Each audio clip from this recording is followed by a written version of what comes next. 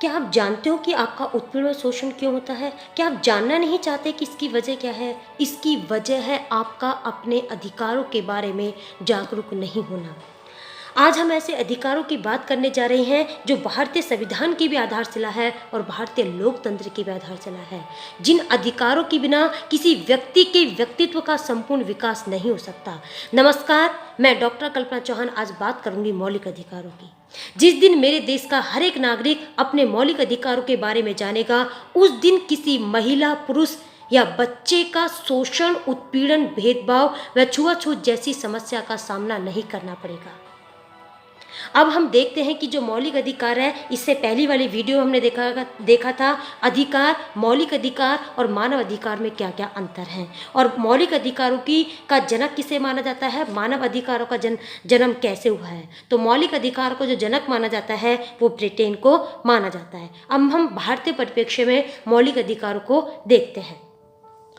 भारतीय संविधान के भाग 3 जो है वो मौलिक अधिकार की बात करता है, जिसमें 12 से 35 तक अनुच्छेद दिए हुए हैं, जिन्हें हमने यूएसए के संविधान से लिया था। जो मैंने कल आपको बताया था कि जो यूएसए का मूल संविधान था उसमें मूल संविधान में मौलिक अधिकारों को नहीं दिया गया था। 1791 में बाद में यूएसए में के संविधान में 10 संशोधन किए गए और 10 संशोधन करके मौलिक अधिकारों को शामिल किया गया था। लेकिन हमने जो मौलिक अधिकारों को लिया है वो अमेरिका के संविधान से ही मौलिक अधिकारों को लिया है। ठीक है, आगे हम बात करते हैं कि जो भारत में मौलिक अधिकारों की बात कब होती है और कैसे कैसे मौलिक अधिकारों की बात भारत में चलती है। तो भारत में जो मौलिक अधिकारों के लिए जो सबसे पहले पहल की गई थी वो की गई थी 1928 में। एक रिपोर्ट आई थी जिसे नेहरू रिपोर्ट के नाम से जाना जाता है, क्योंकि जो इसके अध्यक्ष थे वो मोतीलाल नेहरू थे,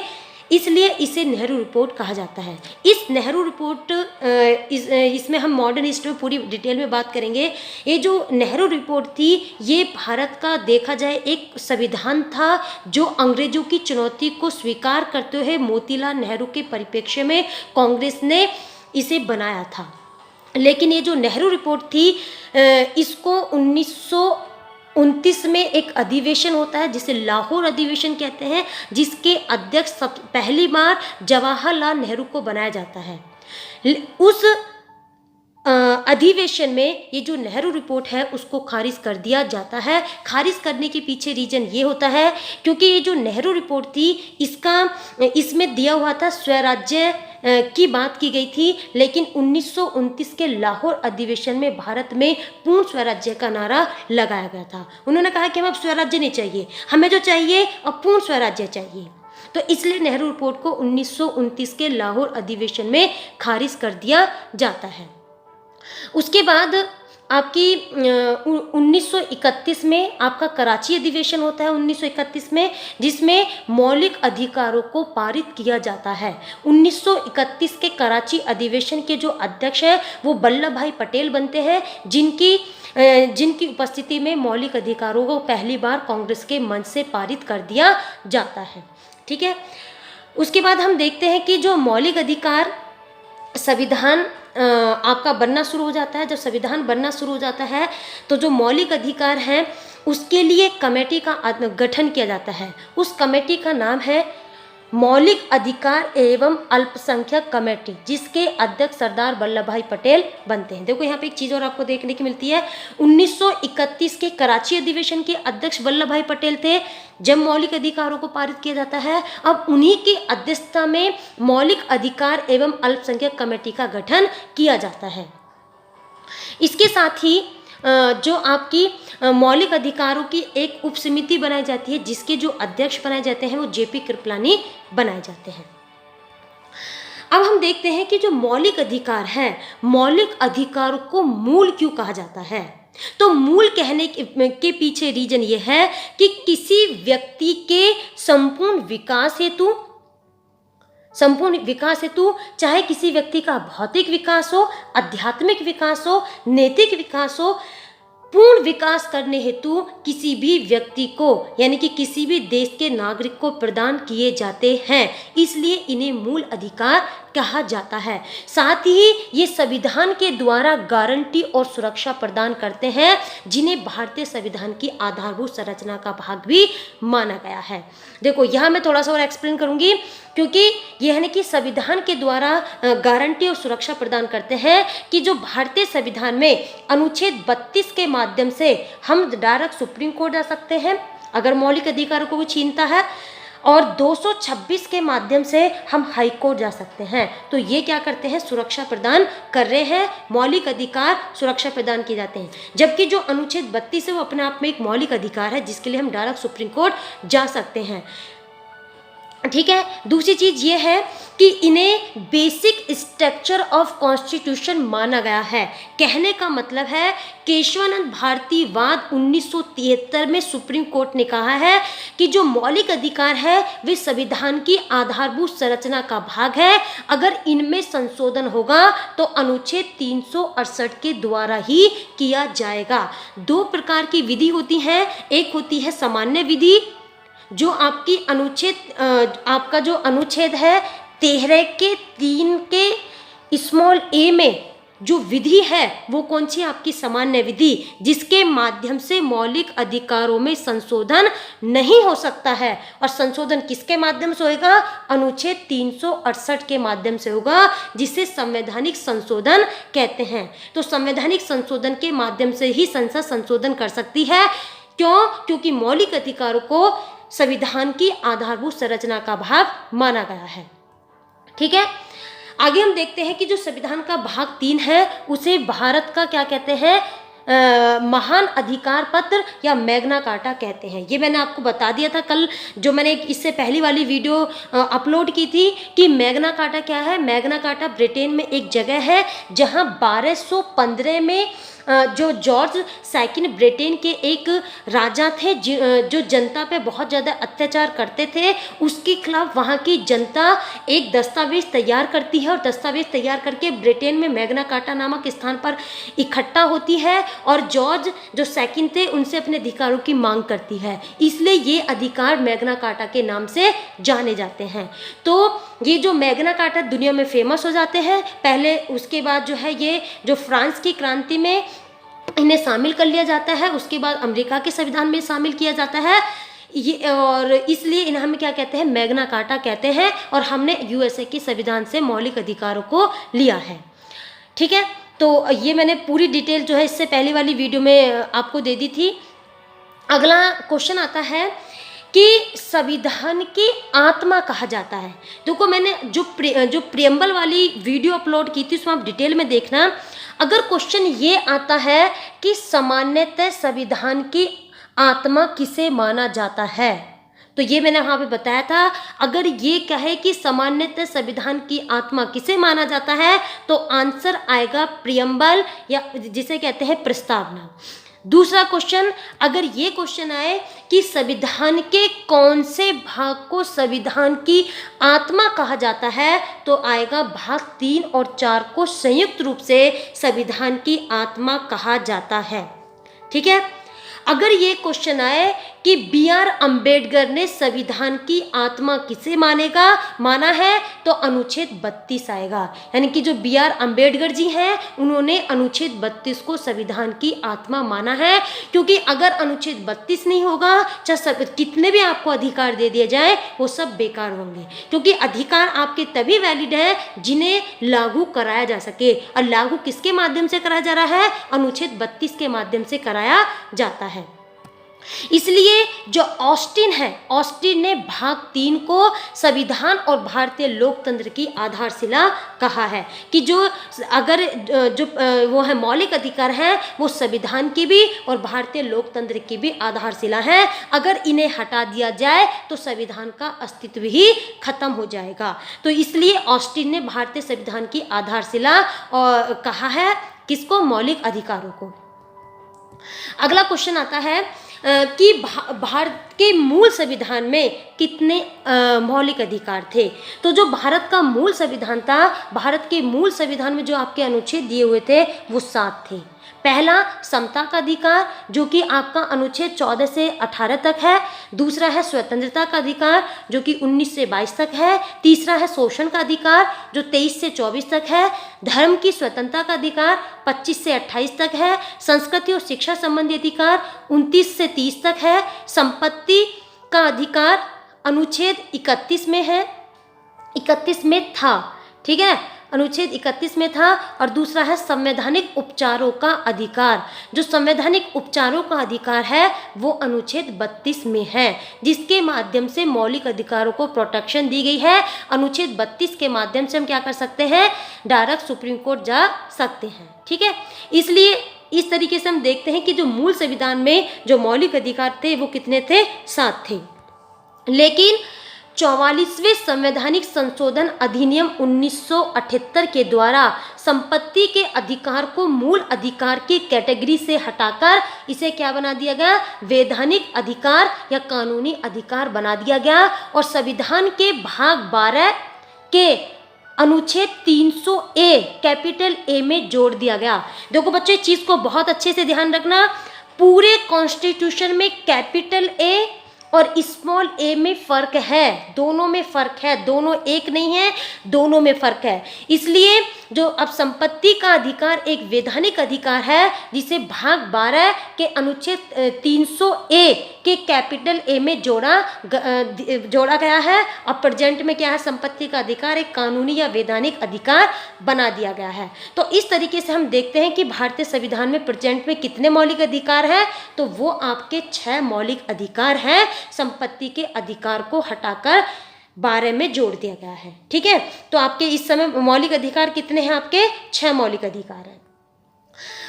अब आता है कि मौलिक अधिकारों की विशेषताएं क्या क्या हैं, ठीक है।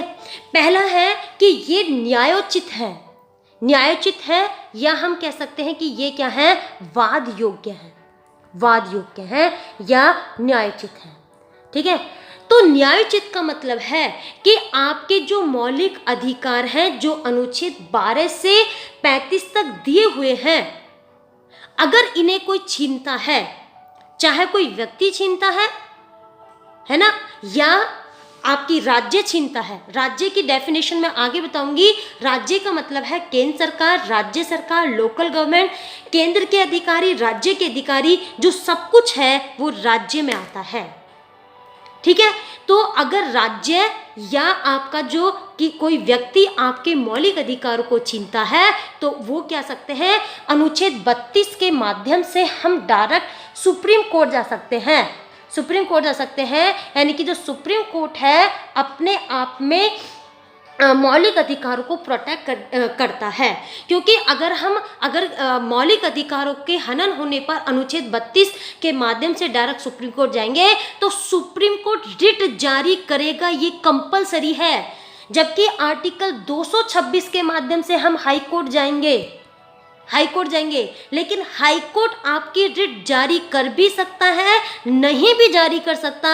लेकिन अगर हम 32 के माध्यम से सुप्रीम कोर्ट जाते हैं तो सुप्रीम कोर्ट में रिट जारी की जाएगी, ये कंपलसरी है। जबकि हम अन्य किसी अधिकार के लिए डायरेक्ट सुप्रीम कोर्ट नहीं जा सकते हैं, लेकिन मौलिक अधिकारों का हनन होने पर हम डायरेक्ट सुप्रीम कोर्ट जा सकते हैं। तो ये क्या है, आपका एक मौलिक अधिकार है जो कि प्रोटेक्ट कर रहा है, आर्टिकल 226 और 32 के माध्यम से प्रोटेक्ट किए जाते हैं। तो ये क्या है, आपके न्यायोचित हैं, ठीक है। तो इन्हें लागू किया जाता है, ठीक है। अगला है कि ये स्थायी नहीं है, ठीक है। स्थायी क्यों नहीं है, क्योंकि इन्हें कम और ज़्यादा भी किया जा सकता है। लेकिन किसके माध्यम से, इनमें संशोधन होगा अनुच्छेद 368 के माध्यम से संसद इन्हें कम और ज़्यादा भी कर सकती है। लेकिन अगर कोई बेसिक स्ट्रक्चर ऑफ कॉन्स्टिट्यूशन को जो टच करता है वो नहीं होगा।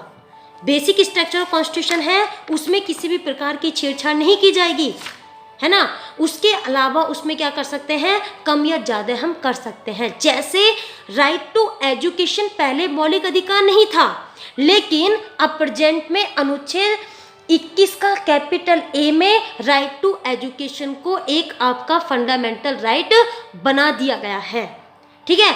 उसी तरीके से पहले जो अनुच्छेद 21 आपको जीवन जीने का अधिकार देता है, मरने का अधिकार नहीं देता। लेकिन सुप्रीम कोर्ट ने 2018 में आपका एक निर्णय आया है, वो हम पूरी डिटेल अनुच्छेद 21 में पढ़ेंगे, जिसमें जो आपका संथारा था, संथारा के मुद्दे को लेकर, और एक जो लड़की थी जिसके गले में पट्टा डालकर जो रेप किया गया था, उसकी रिट के आधार पर, डिग्निटी के आधार पर मरने का अधिकार भी दे दिया गया है। लेकिन ध्यान रखना, डिग्निटी के आधार पर। वो कैसे कैसे डिग्निटी को तय किया जाएगा, उसका प्रोसीजर क्या होगा, वो हम अनुच्छेद 21 में पढ़ेंगे। ठीक है, तो इस तरीके से क्या है, आपके इन अधिकारों को बढ़ाया और घटाया भी जा सकता है। ठीक है, तो ये क्या है, आपको राइट टू एजुकेशन एक फंडामेंटल राइट दे दिया गया है, तो ये क्या है, स्थायी नहीं है, इन्हें कम और ज़्यादा भी किया जा सकता है। ठीक है, लेकिन अगर कोई बेसिक स्ट्रक्चर कॉन्स्टिट्यूशन को नुकसान पहुंचाएंगे तो उसे अगर संसद ऐसा कोई कानून बना देती है तो उसके लिए हम सुप्रीम कोर्ट, हाई कोर्ट में वो कानून अवैध घोषित कर दिया जाएगा। दूसरी तरह क्या है कि ये असीमित नहीं है ना, इन पर भी प्रतिबंध लगाया जा सकता है। कहने का मतलब है कि यह एक ओर सरकार और विधायिका की सीमा को तय करते हैं, तो दूसरी ओर व्यक्ति की सीमाओं को भी तय करते हैं, क्योंकि सरकार या विधायिका ऐसा कोई भी कानून नहीं बनाएगी जो मौलिक अधिकारों को सीमित करता है। ठीक है ना, तो उसकी भी अपनी एक सीमाएं हैं, क्योंकि इसमें संशोधन संसद के द्वारा ही किया जा सकता है, अनुच्छेद 368 के द्वारा ही किया जा सकता है। किसी अध्यादेश के माध्यम से या किसी भी परंपरा के माध्यम से किसी भी तरीके से इसमें संशोधन नहीं किया सकता है, केवल संसद संशोधन कर सकती है अनुच्छेद 368 के तहत। दूसरी ओर क्या है, ये व्यक्ति की सीमाओं को भी निर्धारित करता है, जैसे कि आपका अनटचेबिलिटी आर्टिकल 17 एक फंडामेंटल राइट है, लेकिन आप एक व्यक्ति भी किसी के साथ अनटचेबिलिटी के आधार पर भेदभाव नहीं करेगा।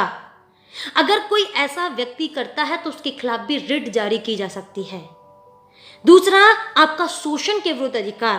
भाई जैसे हमने बात की कि अनुच्छेद 23 और 24 जो है शोषण के विरुद्ध है, तो आपका मौलिक अधिकार है, लेकिन आप किसी के साथ शोषण नहीं कर सकते हैं। जैसे कि आपको आर्टिकल 19 बोलने का अधिकार देता है, लेकिन गाली देने का अधिकार नहीं देता। भाई बोलने का अधिकार है लेकिन गाली देने का नहीं है, तो क्या है, ये सीमित है। दूसरी चीज ये है कि इन पर भी संसद के माध्यम से सीमित किया जा सकता है कुछ परिप्रेक्ष्य में। अगर राष्ट्र के कल्याण के लिए मौलिक अधिकारों को क्या है, सीमित किया जा सकता है, भारत की संप्रभुता और सुरक्षा के ध्यान में रखते हुए। भाई आपका क्या है, बोलने का अधिकार है, और आपने कह दिया मुझे बोलने का अधिकार है, आर्टिकल 19 दे रहा है, ये मेरा फंडामेंटल राइट है, और आपने जाके पाकिस्तान को भारत की खुफिया जो बात है वो बता दी है और कह दे भाई मेरा बोलने का अधिकार है।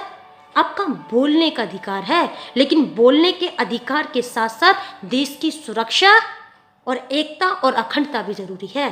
अगर देश की संप्रभुता को, सुरक्षा को और राष्ट्र के कल्याण के हित में अगर आपके बोलने के अधिकार को रोका जाता है तो रोका जा सकता है, जैसे कि इमरजेंसी के समय होता है।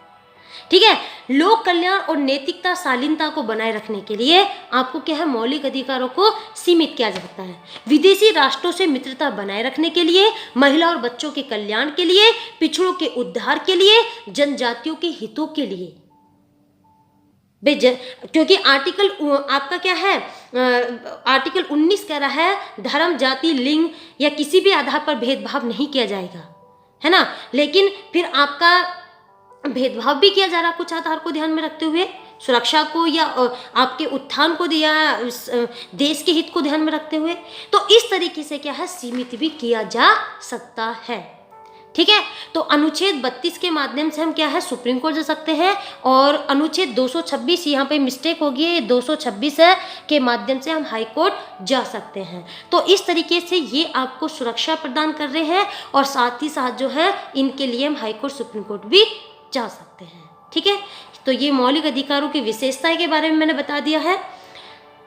और बच्चों से एक बात और है कि अभी जिन जिन बच्चों को नोट्स चाहिए, ठीक है, जिन जिन बच्चों को नोट्स चाहिए वो क्या कर सकते हैं कि आप नंबर इस पे लिखा हुआ है, ये जो आपका फ़ॉन्ट आ रहा है, ये नंबर आ रहा है, इस नंबर पर अपनी ईमेल आईडी व्हाट्सएप कर दो, आपको जो नोट्स है वो ईमेल कर दिए जाएंगे।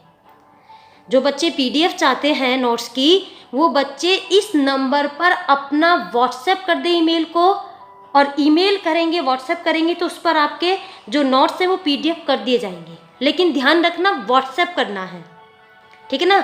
इस नंबर पे क्या करना है, आपको व्हाट्सएप करना है और ईमेल व्हाट्सएप करनी है, उस पर आपके नोट्स पीडीएफ कर दिए जाएंगे, ठीक है। ईमेल भेजनी है आपको, ईमेल पे भेजे जाएंगे, लेकिन जो आपकी ईमेल देनी है आपको कहाँ देनी है, व्हाट्सएप पे देनी है, ठीक है। और कमेंट बॉक्स में कमेंट जरूर दीजिए कि आपको वीडियो कैसी लगी है, ठीक है। Okay, thank you.